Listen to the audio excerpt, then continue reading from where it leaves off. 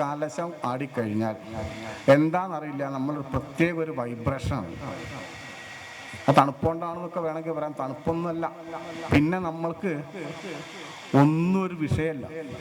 അവിടെ വന്ന് ഭക്തന്മാർ നമ്മളെ കാല് തൊട്ട് തലയിൽ വെച്ചിട്ട് ഓരോ കാര്യങ്ങൾ പറയണ കേട്ടാൽ ഇവിടെ ഇരിക്കുന്ന നിങ്ങളെല്ലാവരും ഞാനൊക്കെ മഹാഭാഗ്യം ചെയ്ത രാജാക്കന്മാരാണ് നമ്മൾക്ക്.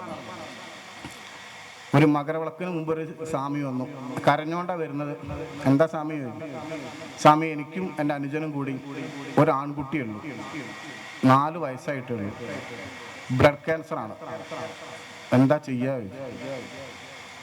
എന്താ അവരോട് പറയാ?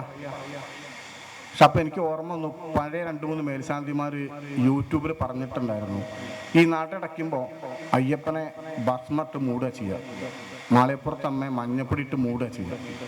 ഇത് രണ്ടും കഴിച്ചാൽ ക്യാൻസറിനെ വരെ മാറ്റും എന്ന് പറഞ്ഞിട്ടുണ്ടായിരുന്നു. അത് ഞാൻ അയാളോട് പറഞ്ഞു. എൻ്റെ അടുത്തുള്ള മൂട് ഭസ്മം എനിക്ക് കുറച്ചേ കിട്ടൂ, സന്നിധാനത്താണ് കൂടുതലുണ്ടാവുക, അത് കൊടുത്തു. മഞ്ഞപ്പൊടി കുറച്ച് കൂടുതൽ കൊടുത്തു. സന്നിധാനം മേൽശാന്തിയെ വിളിച്ച് പറഞ്ഞു, മേൽശാന്തി ഇങ്ങനെ ഒരാൾ വരുന്നുണ്ട്, കുറച്ച് കൂടുതൽ മൂട് ഭസ്മം കൊടുക്കണം. അത് വാങ്ങി അയാൾ പോയിട്ട് അയാൾ ഇപ്പോൾ ഈ 2 മാസം മുമ്പ് വന്നിട്ടുണ്ടായിരുന്നു. വന്നിട്ട് ഇതേപോലെ കരഞ്ഞുകൊണ്ട് തന്നെ വന്ന്, എന്താ സ്വാമി?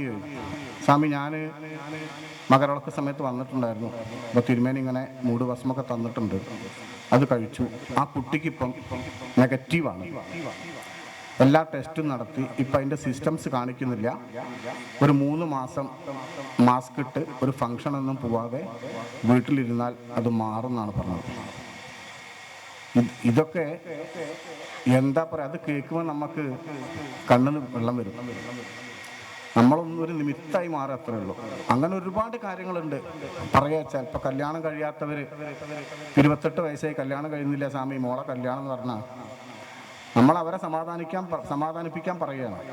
അവിടെ മാളികപ്പുറത്ത് അമ്മയ്ക്ക് സാരി, ഒരു ബ്ലൗസിൻ്റെ പീസ്, വള, ഇതെല്ലാം സമർപ്പിച്ചാൽ മതി എന്ന് പറയും. അത് പറഞ്ഞിട്ട് 2 മാസമൊക്കെ ആകുമ്പോഴേക്ക് അടുത്ത് ഓടി വരുന്നു, ഈ സാധനം എടുത്ത് തിരുമേനി മോളെ കല്യാണം ഫിക്സ് ചെയ്തു, കുട്ടി ഉണ്ടാവുന്നില്ല എന്ന് പറഞ്ഞ ആൾക്കാർക്ക് അവിടെ വെച്ചിട്ട് ആദ്യത്തെ ചോറൂണ് അവിടെ വെച്ച് കഴിക്കാൻ നേർന്നോളൂ, എന്നാൽ ശരിയാവുന്നു. ഞാൻ ഇറങ്ങുന്നതിന് മുമ്പ് ഒരു 10 ആളെങ്കിലും വന്നിട്ടുണ്ട്, തിരുമേനി ഇറങ്ങല്ലേ, ഭാര്യയ്ക്ക് പ്രഗ്നൻ്റ് ആണ്, അല്ലെ മരുമകൾ പ്രഗ്നൻ്റ് ആണ്, ചോറ് ഇവിടെ വെച്ച് കൊടുക്കാൻ തിരുമേനിയോട് പറയാൻ വന്നതാണ്. അങ്ങനെയുള്ള ഒരുപാട് അനുഭവങ്ങൾ ഈ ഒരു വർഷത്തിനുള്ളിൽ എനിക്കുണ്ടായിട്ടുണ്ട്.